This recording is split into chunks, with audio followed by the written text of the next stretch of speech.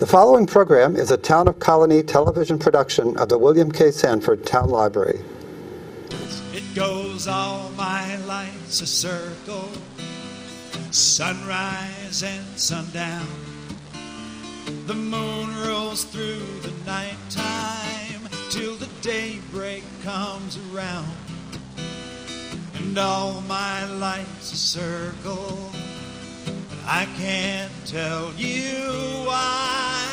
Seasons spinning round again, the years keep rolling by. Good afternoon, I'm Joe Doolittle. And I'm Kate Detting. And this is Story by Story. Celebrating the human spirit. And we are storytellers. Yes, indeedy. And Kate and I have been blessed by a little bit of insight into storytelling, what it is, how do you do it. And we've got acquaintances and friends in many places who do the same thing.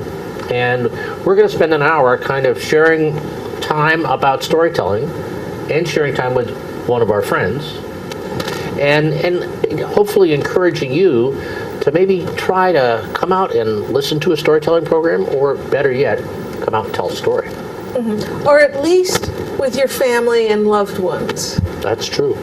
That I know there are questions that I would ask my grandparents and my grandparents if I could. But I didn't start being a storyteller till I was 45, and they were all gone by then. On that, go, ask now, tell now. There's another opportunity, and there's an opportunity because you kind of hear those people that aren't with you in your ear a little bit, and you can actually kind of translate that into a story that may have been kind of the way it would have been back in Northville, Massachusetts, or Brooklyn, and in some ways, that's an active conversation with both those folks and the story, and particularly with your listeners. So be encouraged in all sorts of ways. Mm-hmm. What was the most interesting thing you've done, kind of storytelling-wise, in the last couple of weeks? Well, I was honored to be part of the Dr. Martin Luther King Jr. Challenge up in Saratoga Springs for the second time. Whoa! That it's a big production by Leslie Dana of spoken word and her troupe Shift, which are teenagers. H is humanitarian. But it's so they did spoken word and had somebody acting it out in the middle between them, and they did song. They did a couple of different things. Wow! Albert Einstein was with us. That he was very much pro civil rights. Well, there turns you go. out, and Frederick Douglass was also with us, who said that went to Abraham Lincoln and told him what he wanted, that the Negro troops weren't being treated properly, and subsequently they were. And I understand it was Frederick Douglass that convinced Lincoln that sending African Americans back to Africa wasn't the best policy. I've heard that, and I've got to do a little bit more research on that because that would be a good story. So I told my story of Fatima Knight, the 23-year-old Muslim theology student who, upon hearing that black Christian churches had been burned down in the South in 2015 after the massacre at the Emmanuel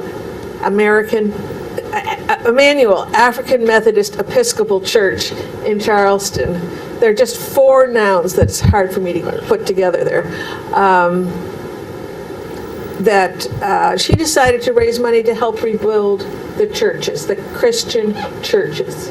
And she raised $100,000 with help from 2,000 donors. Wow. Because she said, I started raising money to give hope in a time of fear and to stand up for those who have suffered injustice, which is Dr. King's message.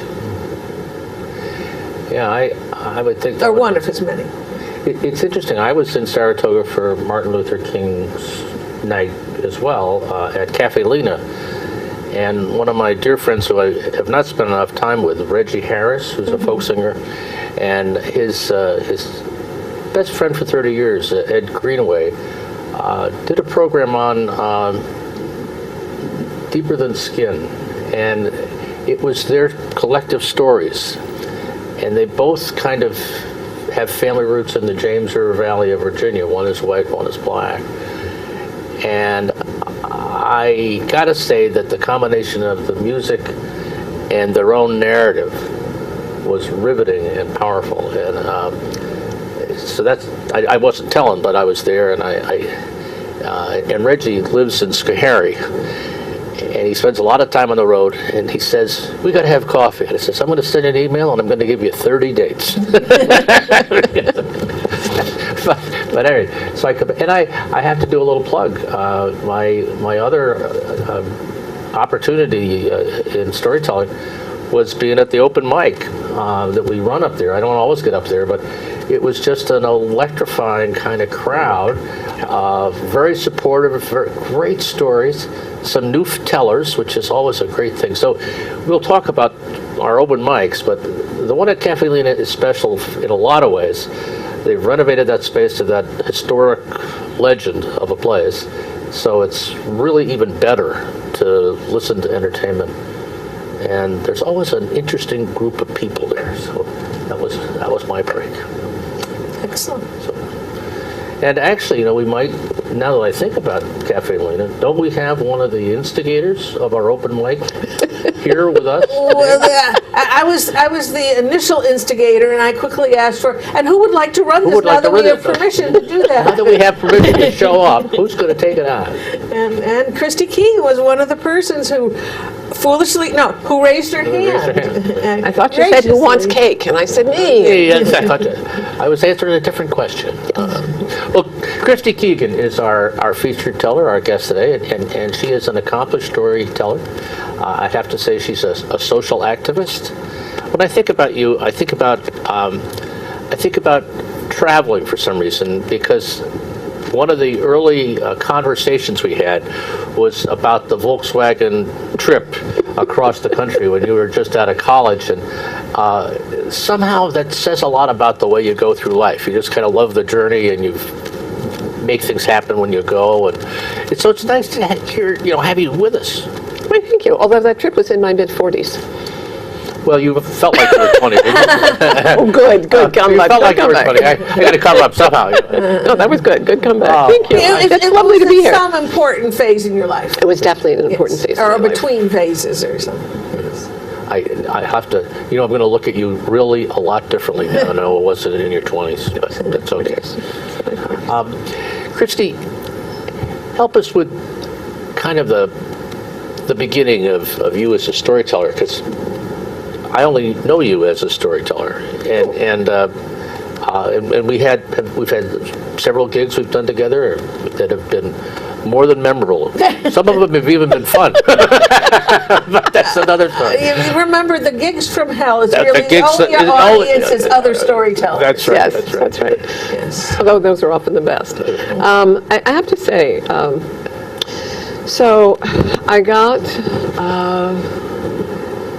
separated from my first husband and then divorced in the late 80s. And my family was sort of horrified. I was going to starve to death, despite the fact that I had a job that I loved. But somehow I'd starve to death. And at the time, the thinking was having an MBA would be the answer.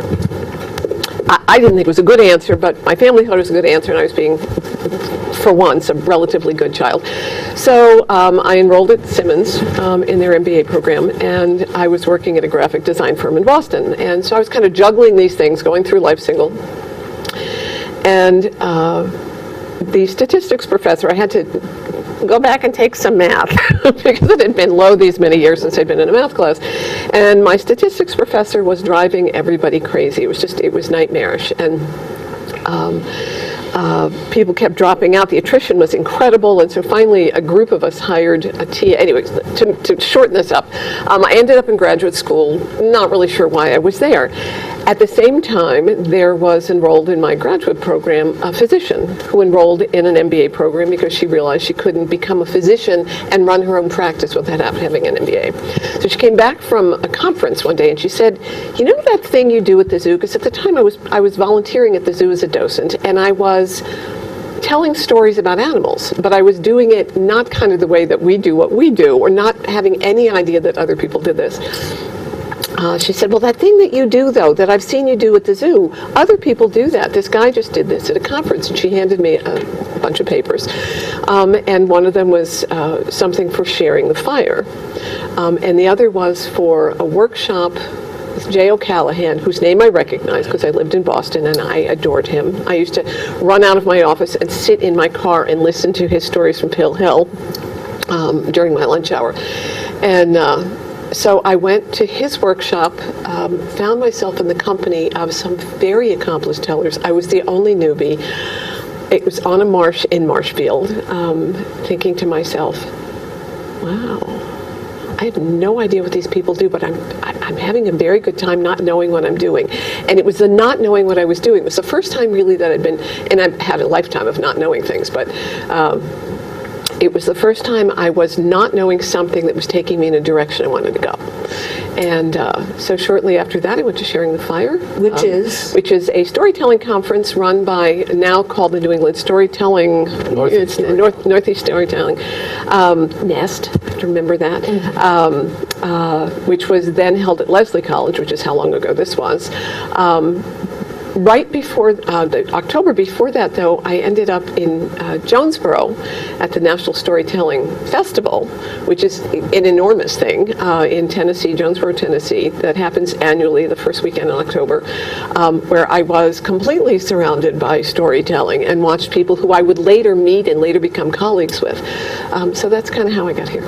Large at Jonesboro means like 10,000 people. Yes, not a small Lines place. for the couple of dozen porta potties. Think. There are 4 or 5 circus-type tents Yes. where people listen to stories. It's quite 1,000 to 1,500 people sit under each tent. And I think the most pivotal moment there, at the zoo, was working with a group of animals one day, and a young man came down at the end of my program and said, my grandfather would like to speak to you, please. And I looked up, and sitting on the top dais was a very elderly man, and I went up and sat down next to him, and it turned out he was from Congo. Although he didn't call it that, he had been from the Belgian Congo, had come here when it was Zaire, and it was now Congo. So he said, I'm going to tell you a story from my country about the animals that you just showed us. And he did. And I thought, oh, well, now I'm going to try and give this, even though we were not supposed to anthropomorphize about the animals, it was so beguiling, I couldn't not do it. And so the next day I went back to the zoo and did a terrible rendition, a dreadful rendition of the story that he told, and proceeded to do that for the coming weeks, which is one of the things that the physician had seen me do. And so here I am at Jonesboro, and there's the swapping ground, which is this place that's kind of all piled up with hay, and it's where folks just come, and it's kind of an open mic sort of thing. And so I had this story in my head from him, and I'm going through the book. They have this wonderful book stall, and I find a book called Traveling to Tondo, which is a transliteration of an African tale by Verna Ardema, which I realized in flipping through the pages was a story that he had told me slightly differently. And so I buy the book and I take it and I think, well, maybe now I will do a better job. And I go to the swapping ground and I sit down on the hay, and a young, absolutely gorgeous woman stands up, she couldn't have been any more than maybe 17 or 18, and proceeds to tell that story completely differently than I would ever have told it. And I had this aha moment of every story happens everywhere in the world, maybe simultaneously in different languages with different references, because they're all speaking to the same things in each of us. And it was probably the single most important thing, aha moment I've ever had about storytelling. Right. And I think it's probably propelled and impelled me to tell what I tell and how I tell. Mm-hmm. Because I recognize that for me, the personal is not our own, or my own, but it is the general. And if I can manage to make that happen, I think that's the point for me. So there we go. That was a pretty. That was a long way around. Something. Yes. But that was a pretty good story about storytelling. Mm-hmm. I would think. I mean, it's a meta story. Meta story. Meta means yes. a level on top. Yep. It's a story about stories. I didn't even know it was a meta story, but she's right. It's just like meta communication, meta story. It's communications about communications. That's right. So it's sort of squared. Sorry. No, I was right there, because I talk about meta communication all the time. Well, for those of you listening in on this conversation, Translate for them. we Joe, can you? very rarely get at this level about storytelling. So come Usually- back next time. It'll be way more fun. But it's very. Don't leave us, please. Well, it's important on another level because it expresses a theory about this art form. And if you don't have a theory about what is so, then you don't test it actively and you don't get the feedback you need against your belief system. So this meta stuff is the essence of actually not only learning to tell a story, but holding a story close enough to get it around you. That's right. Okay, so actively knowing that people are people and are experience birth, life, and death. Well, other people's death and then And then our own. right, but Yeah, I'm not that volunteering to go there's a just lot of now. commonalities, and if you tell your story right, even if it's said over here, it will touch the people who have never been there but have experienced similar things. I think Or have not. I grew up in a family and my family never did that. And how can you even get through the day when having that as your history? You know, so, but there's something in common that they can suddenly understand your story by connecting it to theirs. I think when I think about, I was a very serious nerd child. I was a nerd girl.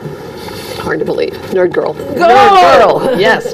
And in my nerdiness, Surrounded, Joe. I'm surrounded by nerd girls. I was very earnest, and still, I think storytelling gave me a way to be earnest without being preachy, and that major improvement, I will tell you, everyone in my life would tell you. Although I don't tell stories about the work I do now, I will at some point when I no longer do that work. It does enable me both to hear people's stories and kind of reflect on how they've impacted me, and then to think about how whatever's happened to me has impacted other people. So it is kind of the point.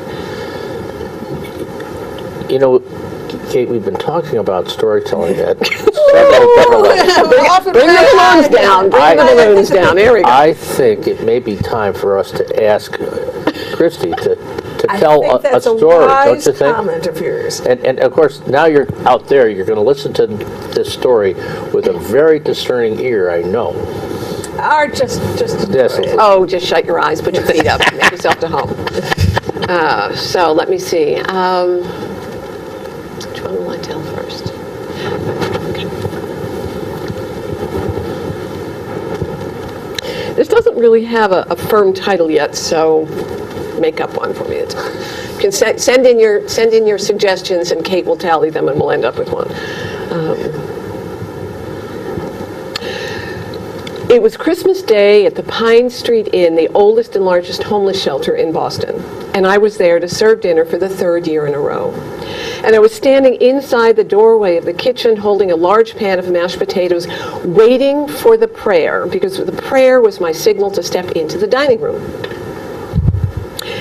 And this is what I heard.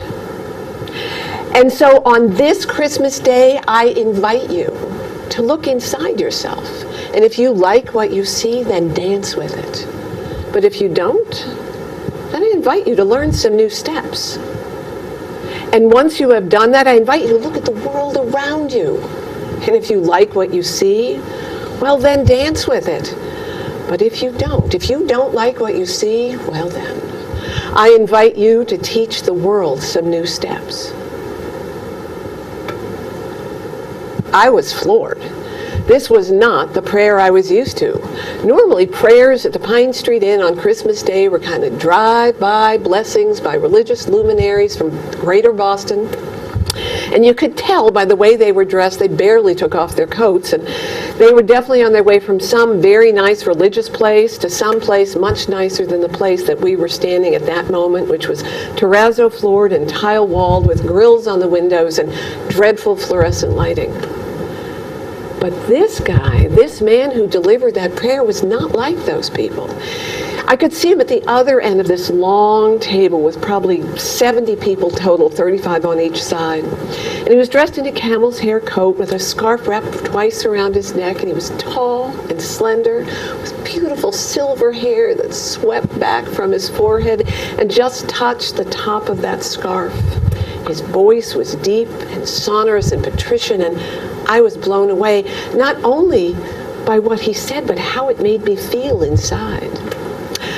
But I didn't have time to really think about what he said because I had to serve dinner, and so I started. And by the time I was done and we had taken all of the hot food and cold drinks to everybody at the table, it was time to start clearing. And so we did that, and then it was time to take warm pie and hot coffee to everybody. And by the time that was done, it was time to start clearing again. And I really wanted to thank him. I was so surprised when he didn't leave. He actually sat at the end of the table and started talking to the men on either side of him. I'd never seen anybody do that before. Well, finally, at the end of the meal, all the men rose, and they went to go into the next room where they got their Christmas presents, which were socks and underwear and gum and candy for folks who didn't smoke and cigarettes for those who did. Pine Street Inn was not judgy about that kind of thing. And so I put down the pile of plates I had, and I zoomed up to the end of the table where he was, and I touched him on the shoulder. And when he turned around, I stuck out my hand, and I said, I just want to thank you so much for what you said. That was an incredible prayer. It just made me think about things a lot, you know? And he took my hand in both of his, and he shook it. And he looked at me, and he smiled kind of sadly, and he said, well, thank you. I hope it helps. And at that moment, I realized that the two hands that were holding mine were grimy in the creases. His nails were broken. And that camel's hair coat that had looked so good at a remove was actually stained and worn, as was the scarf around his neck.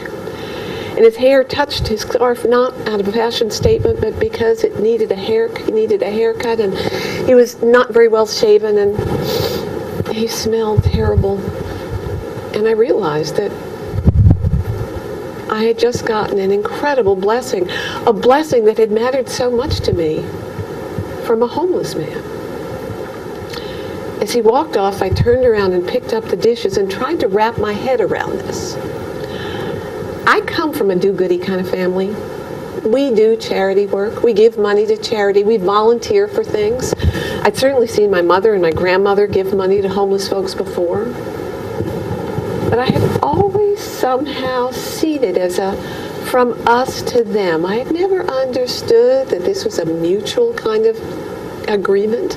And I'd certainly never felt like they were going to have something to give me, even though on at least one occasion when I was younger, I'd been saved from a terrible disaster by two homeless guys and a couple of sex workers. But even that had seemed accidental. This was something that pulled me up short. And so that night I drove home, and as I walked into the house for dinner, I smelled this incredible meal that my husband and his two best friends were cooking, and I sat at the table and we ate, and we drank wine, and we laughed. And I thought, I'm looking inside myself, and I don't know that I entirely like what I see. I wasn't quite sure what those new steps were going to be. So fast forward a number of years, I don't know, 4 or 5 or so, and I'm back at the Pine Street Inn on Christmas Day, and it is really cold, the kind of cold that we had here recently, that below zero kind of cold. And normally we'd feed maybe 200 people, maybe 170, but we were on our third seating of 100. And most of the volunteers had to leave, but I didn't, because I had my husband and his best friends at home cooking for me. So I said I would stay, and 3 of us were left to staff this one table. And so while we're running, warm food and hot coffee and cold drinks to people, I noticed there's 3 young men seated at one end of the table, my end.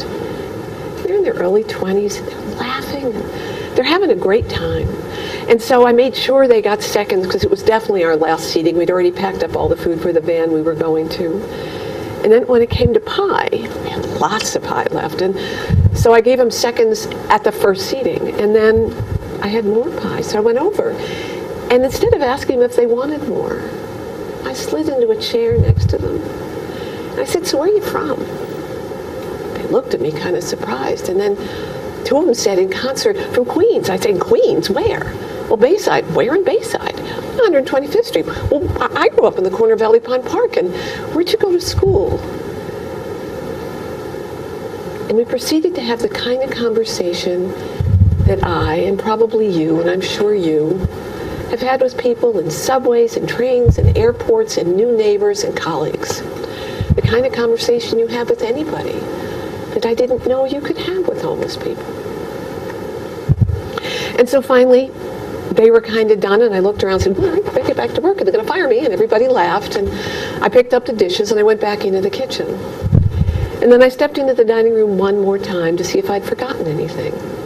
The three young men were standing at the end of the table, and one of them beckoned me over. And when I got there, he said, we want to give you something. And I thought inside myself, you can't give me a present. I mean, you're homeless. What could you possibly have to give me? Besides, I should be giving you something. But I didn't say that. I said, thanks. And so this young man took a bag, maybe this wide, and this deep and this high, and he unrolled the top. And out of it, he took a beautiful crocheted scarf and he handed it to me. I looked at it and I shook it out and I wrapped it around my neck and I tied it. I thanked him again. And then I hugged all three of them. And they left and they went to get their Christmas presents. And on my way home that night, I thought about how incredibly lucky I was to be able to receive something in a way I thought wasn't possible.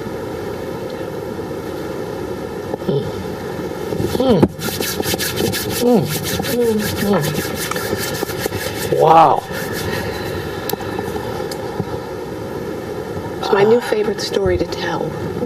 It reminds me of what I don't know. Unexpected Christmas gifts. Oh, I like that one. That's good. Thank you. That can be the working one for now. Thank you. I have day, dinner, and surprises of what I, I was just gonna. That was good. I was gonna just say mutual stories Oh. because you've got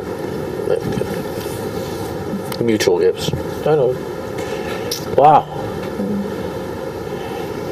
But it does. It reminds me of what I don't know and reminds me that I have to stay open to what I don't know. Which is a long list of things, I suspect. A very long list. So I don't know where we are for time. So you well, we have just a few minutes before the halfway point where we go to.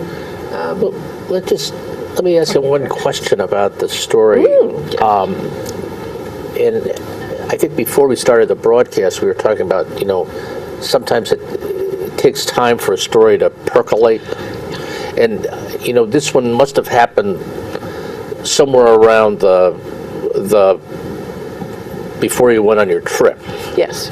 So it's a story from your past, and you tell it and it's so fresh. How does that happen? Part of how it happens, I think, was I served meals at the Pine Street Inn for the better part of 8 years, and for 6 of those, I did it once every 2 months with a youth group at my church. And so the physical plant of how it was then, I know it's had a lot of renovations, I'm sure I'd be surprised if I went back, but the physical plant of it is incredibly real to me because it was like a second home. I also lived about 6 blocks from the Pine Street Inn, and for a period of time went out on the van at night, so I was in and out of the kitchen a lot. So that part of Boston and that building are very, very real to me, incredibly real. One of the things that I took my youth group for about a year and a half, and then we had a debriefing after one meal, and the kids said, "Can we bring our parents?" Oh, yes, you can. Oh, yeah. And, it was a nice suburb, and these were, well-educated folk who had never been in the Pine Street Inn, and the kids were really right to have done that, and we did. And one of the people we brought was my former husband, who was kind of a middle manager in a big company, type A, and just off and running. And so we get done, and he helps cook, and he helps serve, and our son, who had already figured out that he could just go out and play checkers with people. He had figured out long before I did exactly where it was people lived and where to meet them. So then we went on a tour with the director, and I remember my husband saying, well, who cleans this place? And the director saying, the people who live here. He said, well, who manages the place? And Rich said, well, I'm the director, and we have a cook we pay, and mostly it's the people who live here. And all of that experience, I think, is what informs the story. I have to say, as I traveled cross-country, I had started telling, and I did some storytelling in shelters, and have worked in residential programs. So I spent a lot of time with people who are in places like that. Yeah. Well, So it's very real to me. I also once stayed in a homeless shelter just to see what it would be like. I stayed for a week in North Carolina because I wanted to know what it felt like to be on the other end. And that, I think, definitely informed how I do this. yeah. Yeah. Well, That's a story, but not one I'll tell you now. yeah. You have a CD of I have a CD probably of stories about this. I do have a number of pieces about this. the street corner saviors and Yeah.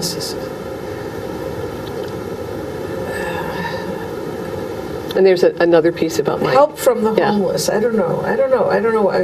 But people you may not have met. I don't know. But One of the things I didn't say in the story, because I forgot to, because sometimes this happens, is when I found the director of volunteers, who was also a volunteer, I asked her who that gentleman had been who'd given the prayer. And he had been an attorney with a very successful practice, and a wife and children. And his wife and children had been killed in an automobile accident. And he'd begun to drink. And he had lost his practice. And he had lost his house. He had lost his family and friends. And he had been a guest of the inn at the time that I met him for a number of years. And he came and went. They didn't know where he went when he went, but he came back. And when he was there on Christmas, he would deliver a prayer, always different. And it was really illustrative for me that you don't know who can end up there. And so... when he said, "I hope it helps you," it's like I haven't Yeah. found what can help me. Yeah. Yeah. Yeah, and it was that look on his face. It was that look. I should also say that my interest in the Pine Street Inn came about. I was working for the Mass Association for Mental Health as a policy associate, and my younger sister, one of my two younger sisters who was profoundly mentally ill, went missing on the West Coast. And Rich Ring, who's the director of the Pine Street Inn, helped me connect with every homeless shelter on the West Coast until I found her. Wow. And I know full well how little it takes for somebody to end up in a place like that. Yeah. Yeah. Wow. Yeah. Wow. Well, Well, And yet it is my favorite story to tell because I find it a piece that no matter where I am, I'm going to be able to talk to somebody. No, where I am, there's going to be someone who will care about me because I feel like no matter where I am, there's going to be someone I can care about. And I do really see that as a conjoined, reciprocal state of affairs. The one thing we share with the viewers is that this story is an example of being able to relate on fairly deep levels without getting too encumbered by it. And that's an important element of the way story works.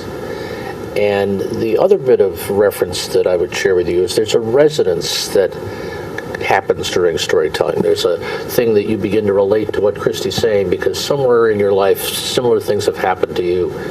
And you may even forget you're listening to her because you're processing that memory in your own mind, that story. And we think that's one of the special aspects of storytelling that's different than stage theater, and it's different than the TV and things like that. So thank you for that great example of Thank you. resonance. And it was almost 25 years before I told that story in public because it was very personal. I told it at conferences, and I told it to friends. I told it endlessly to friends to work it as a piece, but I really wanted it to be so comfortable for me to tell it, and now I love it. So now I love telling it. It was very emotional in the beginning, and I wouldn't have been able to do it with an audience and not have the audience have to take care of me, which wasn't what I wanted. I wanted them to really Well, love it too. preaching is one thing to avoid. You don't Yes. want your audience as your therapy group. Not at all. That's another end of the spectrum you don't want to go to. No. Actually, what we really would like to hear now, Kate, is what we got coming up in the community Yes, what's coming vis-a-vis up? storytelling. Oh, what a good idea, A good John. idea. Well, actually, as part of the Winter Storytellers series, the 10th one offered by Academy for Lifelong Learning in Saratoga Springs, you can hear Christie Keegan on February 7th at noon at the 2 Union Avenue, part of the Empire State College, in the big room. Just say you're here for the storytelling, and they'll tell you go to the right. Animal stories. Except it won't be. No. It will be half animal stories and half something else to be decided soon. You know some half animals? You know, some Have mongrels. Oh. Yes. And there'll be the 2 following Wednesdays, there will also be storytelling by Siri Allison and by TBD. To be I know. Timothy Bain Davis is Yes, quoted. right. And the last Wednesday is a snow date, which we haven't had to use yet, so that's that. Frosty is the teller on that day. Right. Ah. And then on Friday is back in Albany at the Irish American Heritage Museum will be Claire Beetlestone. It's Friday, February 9th at 7 p.m. And stories that she gathered when she lived in Scotland. Right, it's of the Celtic sea god, and it's Lair MacLet, and he's an interesting character in that old ancient Celtic myth, and Claire is quite a person in her own right, and she has acquired the Scottish lilt to her Yes. accent, and the whole combination is just wonderful when she starts to tell. And then 2 days after that, and in Schenectady, at Proctor's on the 2nd floor at the Fenimore Gallery, will be a program called Revelation. Revelations. Revelations. It says so right here. February 11th, 2 p.m., just as the Green Market closes, with not Christie Keegan, but we have a wealth of storytellers in the area. Betty Cassidy, Janet Carter, Margaret French, Marnie Gillard, Nancy Marie Payne, Sandy Schumann, and Siri Allison. Good lineup. Good Yes. lineup. Yes. And there will be things revealed probably. Yes, during that. yes, indeedy. And Sandy will be the MC because Joe and I will be elsewhere. That's right. Then a few days later on St. Valentine's Day, February 14th, will be the Saratoga Storytelling Open Mic. It alternates between Cafe Lena and Woodlawn Commons, which is behind Hospice on Clement Street. It's free when it's there. Cafe Lena, it's a modest price. So that's an open mic. Listeners are welcome. And there's cookies and Punch. punch. Then the Story Circle of the Capital District has a meeting on Wednesday, February 21st at the Pine Hills Branch Library in Albany, 6:15 to 9, where we share stories under development. I've developed a lot of stories there. You can get as much or as little feedback as you want, or you can just come as a listener, because storytellers need listeners. Storytellers love listeners. listeners. We love Otherwise, we're just listeners. telling to an empty room, and people think you're Talking to yourself. Yeah. Yes, no. So, please think about that. And then to end off the month, on Wednesday, February 28th, the Interfaith Story Circle program, which is part of withourvoice.org, is having a program, The Tent of Abraham, the power of story to encourage the gifts of hospitality. The Tent of Abraham was open on all 4 sides, so travelers, no matter where they were from, could come and be welcomed. It starts with a vegetarian potluck supper at 6:15. Storytelling starts at 7:15. And the guest tellers will be from 3 different religions: Sandy Schumann, Jewish, Bill Roylance, Christian, and Dr. Musrat Chowdhury, Muslim. Muslim. I was going, wait a second, are we doing the adjective or the noun? So I was going, Islam or Muslim, which is it? So I don't know. At the Dominican Retreat and Conference Center on Route 7, just as the crosstown starts, or ends. In Niskayuna. In Niskayuna, yes, thank you. And just want to mention that the Interfaith Story Circle is celebrating its 25th anniversary this year. 25 years of connecting people through story. Started by Gert Johnson, who was a member of both the Interfaith Story Circle and Story Circle of the Capital District. She felt if people of faith heard each other's stories, they would find out how much they had in common. Certain logic to that. Yes. And if you can't get to any of these, or you're just dying for a story, come see our YouTube channel. You can access it via storycircle@proctors.org by clicking on YouTube. You can get over 200 stories on demand, most of them recorded right here in the studio in Colony Town Library. Wow. That was a Drum good roll, run. please. We have 18 more minutes, guys. 18 minutes. Whew. Do you have another little story you could share? I'm sorry, did you just beat me? Yeah. Okay. Remember, let's see, in the last story, she mentioned one story. I think only one, but maybe there was another one in there. Oh, there's always, yes, Yes. there's always more in here somewhere. Let's see. So, I'm so not used, by the way, I have to say, I'm not used to telling sitting down. This is the only time I ever tell That's sitting right. down is when I'm here. And it's difficult because not only was I a nerd as a child, but probably also hyperactive. So here I'm making an effort. And we appreciate it. Thank you. And I appreciate being here. So, Ruby and I had been on the road for close to 2.5 months. Actually, we've been on the road for close to 1.5 years, but this particular segment, we've been living in a tent in the mountains of Colorado above Durango for about 2 months. And suddenly I wanted to come back east more than anything. And so I packed up my camping gear. The snow was about to fly in Colorado anyway, and we headed down the back of the Rockies and across Kansas and found ourselves finally, at the end of quite a long drive, in Indiana, when I desperately just needed to walk. And so Ruby and I poured ourselves out of two sides of the car and began to walk. Ruby was my rescued Doberman Pinscher. And as we walked along, I reflected at how much she had changed in the year and some since I had rescued her. When I'd gotten her, she was emaciated and skinny and skittish, and she was missing hair, and she'd had scars all the way down her back and her sides, and her nails were broken, and so was her spirit. But as we walked through this little park, and I watched her walk next to me, I couldn't help but admire what she looked like, which was a fully muscled, glistening, dark red Doberman Pinscher who pranced on her little feet, but also marveled at her spirit, which had returned with a will and that she carried all around her. The park was beautiful. It was this long green sort of swath of lawn, and there was a little hill at the end and a copse of deciduous trees at the top that cast just enough shade I could imagine lying down and not doing anything for a while if we got that far. And there was a little stream that ran along this side and a sprinkling of trees over here. We walked along and I just concentrated on stretching. Ruby did the same, and I wasn't worried. She wasn't on a leash. She wasn't going to leave me. And she wandered a little bit further than usual, and every once in a while she'd stop and crop a little clump of green grass that was left in the late summer kind of brown grass. And every once in a while she'd flip over on her back and do that thing that dogs do when they're really happy.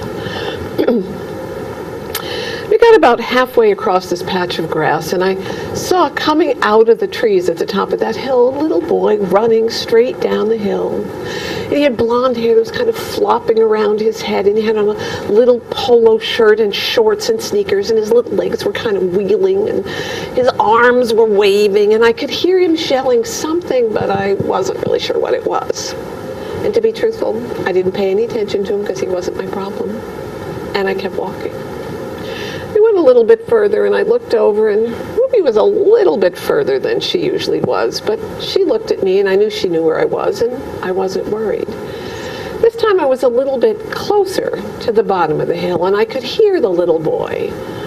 Bufada! Bufada! He was yelling, which wasn't anything I recognized, but he was blonde and fair with reddish cheeks, and I assumed it must be some sort of Eastern European language, maybe. But I didn't pay any attention to him because he wasn't my problem. And a little further along, I noticed a woman, very, very pregnant woman, coming out of the trees at the top of the hill, and she too was not so much running down the hill as making an effort not to tumble down it because her stomach was definitely way ahead of her. And she was yelling his name, which I could now hear. David! David, stop! I tracked David and realized he was on a straight collision course for my dog. Now, I have to tell you that Ruby loved children. She was incredible. She had passed a good canine citizenship test. She could be trusted with anybody, but I wasn't really sure what my big Doberman Pinscher would do in a collision course with a small 4 or 5-year-old child, so I began to run. Not much more gracefully than the woman coming down the hill. That little boy rolled up on the tips of his sneakers. He stuck his arms out and he flew through the air, a mini Superman, and suddenly he wrapped his arms around Ruby's neck, his legs around her torso, and down they went. I slid the last 2 feet on my knees. Oh, God, please. Not sure which of them I was more worried about. But when I looked around, I started to laugh. He was holding her neck and kissing her. Bufada! Kiss, bufada! Kiss. Her ears, her muzzle, her nose, her mouth, her neck. Bufada! Bufada! Kiss, kiss, kiss.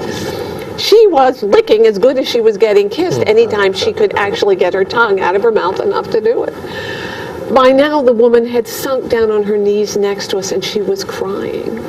Oh, no, she's fine. I said, don't worry, he's fine, and she's fine. No harm done. You don't understand, she said. We've wanted David to get a dog for so long, and he's always been afraid of them. And look at this. He's been so afraid. We thought if he had a dog as a friend when he went to school, then if the kids made fun of him, it wouldn't be so bad for him. I took a closer look. David had Down syndrome. I understood exactly what she meant. One of my sisters had challenges so visible to the outside world, it made it easy for them to make fun of her. Well, he doesn't seem to be afraid of this dog, I said. And so Laura, which was her name, and David and Ruby and I sat on that grass for quite some time that afternoon, for hours. And I taught David every single command that I had taught Ruby.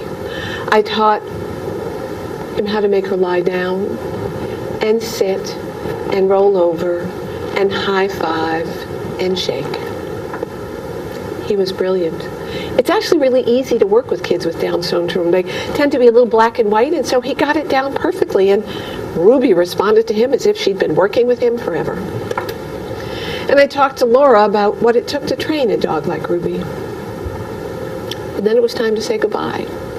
And so Ruby and I got into the car and rolled down the windows. Before we pulled away, Laura, what does bufada mean? Oh, Laura said, it means beautiful dog. Bufada, beautiful dog, 2 words I never thought I'd heard him say. Bye, David. Bye, Laura. Bufada. Bufada. And so Ruby and I headed back east. About a year later, I got a phone call from Laura, who I hadn't been expecting to hear from. We'd exchanged numbers, but it hadn't really seemed likely we'd stay in touch. They had, in fact, gotten a dog. They'd gotten not a puppy, which would have been way too much for somebody who was, when I met her, close to 8 months pregnant. They'd gotten a mature dog. They'd gone to a trainer. They'd had school every day with the dog. David had taught her all the commands I had taught him and more. He'd even taught her to pick up toys. Oh, and David was the most popular boy in his kindergarten class because he was the only 5-year-old who could make his very own full-grown Doberman lie down sit, roll over, high five, and shake hands. Boofada. Oh, I love that story. I love that. I love that story. And I just heard that a couple weeks ago, and I'm going, oh, I get to hear it again. It is my husband's favorite story. He will always say, "We still boofada, honey." I'm doing a historical. No, do boofada. But it is a testimony to the recovery of spirit, if there ever was one. And A lot of spirit. yeah, and I miss her all the time. I have a dog who I adore, who in many ways reminds me of Ruby, but Ruby is my guiding principle for, there's many, what would you so-and-so do? Mine is what would Ruby do? And in general, she would welcome you with open arms, give you a kiss in return for one. So The other thought I had earlier, and I kind of live and espouse this, but the line is coincidence. Stopping at a park in Indiana is God's way of remaining anonymous. yeah. You can do a whole series and get any group talking about the coincidences in their lives that have made a difference, that they were surprised when they happened and have had a lasting effect. So that's one of them. It was a crapshoot. I was going to pull into a bland drive-by hotel, and I thought, no, I need to move. Yeah, yeah. I thought, do you know what Ruby Keegan's middle name is? Boofada! Boofada! Boofada! There's a little corollary That's to that. 4-year-old for Boofada! It's a little corollary to that story. Is the day before this, it had, we were in Kansas and had a weird hailstorm. Despite the warm weather, and then this pouring rain, and then the sun came out, and we had stopped at a kind of a roadside restaurant sort of thing, and when we got out of the car, there was a nest of birds who had fallen out of a tree, and Ruby went over, kind of scooped them up in her mouth, and brought them to me, and I was able to actually put the nest back up and then put the babies back up. Oh, wow. Yeah, which I thought was, since she ate virtually every rodent she ever got in her mouth, that was actually, I thought, pretty amazing. So, she had bird friends. She had Bird cockatiel friend and she had parrot friends, so she knew the difference. And you don't eat your friends. Don't eat your friends. It's tacky. Don't eat your friends. Oh, well, you've led a very interesting life, and I must say. I've been lucky. Yes. I've been lucky in my coincidences. Coincidences, right? Coincidences.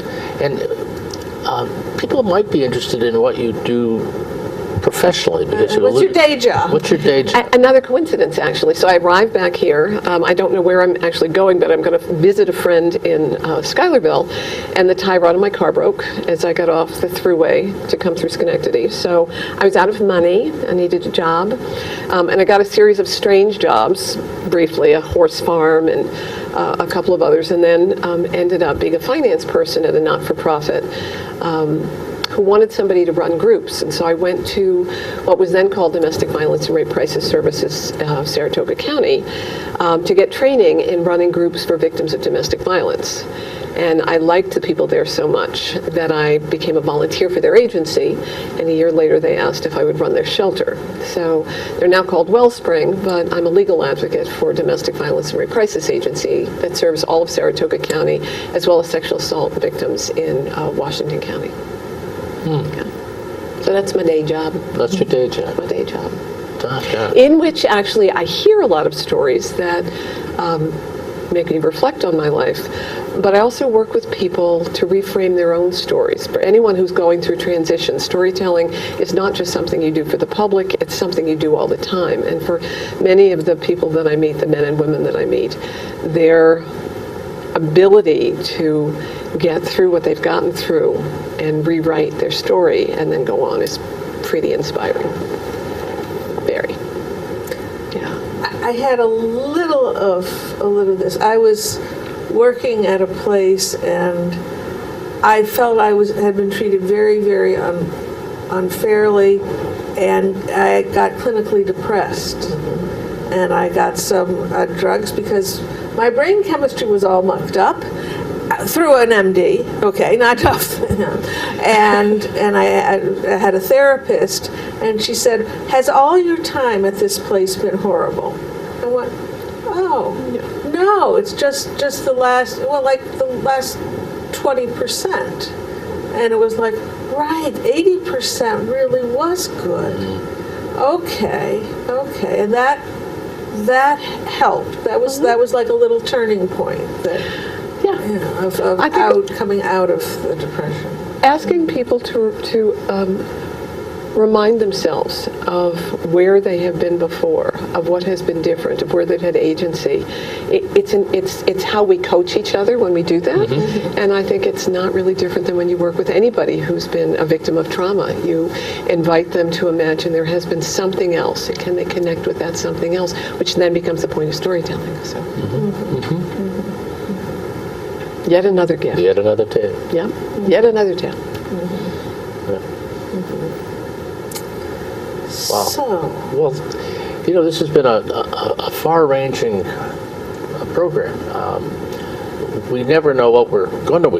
We don't expect anything. Maybe that's the way you look at it. And we certainly don't prep for it. no, I always expect something wonderful, but I don't know what it's going to be specifically. And I think this afternoon is certainly wonderful and gives you a good idea of kind of both the nature, and I was going to say the power of story, but it's the influence. Because when you think about your favorite teacher, you'll say, well, he told us really good stories, or he made things simple, he made things clear. And in that regard, you're really using influence, you're not using power. And I think that's one of the other fabrics of storytelling. But you've taken us places you've taken me places I've never been. And I really don't know anybody with Down syndrome. But now I know, you never know what their gifts are. That's right. Do not write them off. That's right. Let's see what's what. And the homeless shelter, they're without the grace of whatever. Right. Yeah. An interesting fact, when I first started volunteering there, the director told me that most of their donations came in $5 and $10 checks from people who were one paycheck away from living there, because for them it was easy to understand what it would be like and how they could get there. And now, given the cost of housing and a variety of other things, I think it is an even more prevalent issue. There's an echo of some of the stories of Schenectady, where I had a friend who was a down-and-out minister, long story, and got hired between our church and the city mission, and his job was to keep the homeless people out of the doors of the shops in Schenectady. And as it turned out, he began to do things that engaged everybody. And they came up with an idea. It's now called the ambassadors. But the men from the city mission had special jackets and ambassadors, and he matched them with a person from the burbs as another volunteer. And you'd go out on the streets and have a flashlight for people. You'd open the door at Proctor's. You'd do all these things. And it was a great relief because people knew there were people around who were going to be helpful. And it's now a big going concern in part of the world. And some of those ambassadors have become full-time employees of Proctor's doing other jobs. And on that, we have to say goodbye. We have 8 seconds. Bye. Thank you, Christie. Thank you. Thank you. Savor the stories. It goes all my life's a circle, sunrise and sundown. The moon rolls through the nighttime till the daybreak comes around. And all my life's a circle, I can't tell you why. Seasons spinning round